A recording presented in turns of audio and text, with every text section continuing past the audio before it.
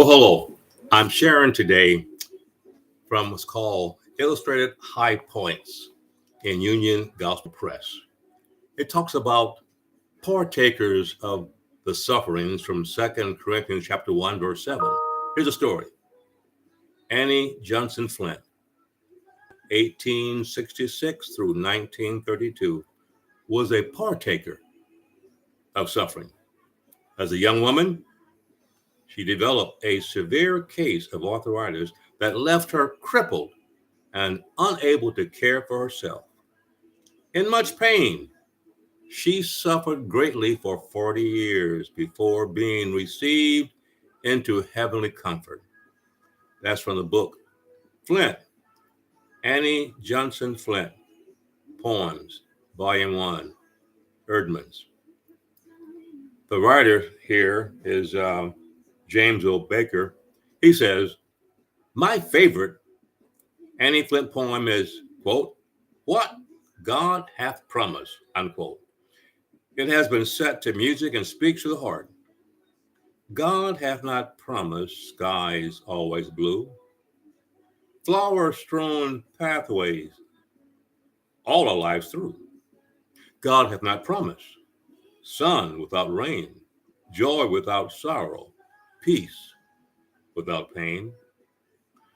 But God hath promised strength for the day, rest for the labor, light for the way, grace for the trials, help from above, unfailing sympathy, undying love. James also wrote this here in verse 10 of 2 Corinthians chapter 1, verse 10. He writes, when I was a teenager, I challenged my parents to trust God for their financial needs. Since my father had recently been laid off at work, at the time, my parents were unbelievers. However, when I asked to conduct a daily devotional time, they agreed. We would read a chapter of the Bible and pray. We would ask the Lord to help others we knew and then to remember the needs of our home. God was faithful to supply our requests during that trying time. After school one day, my parents became excited when the mail came.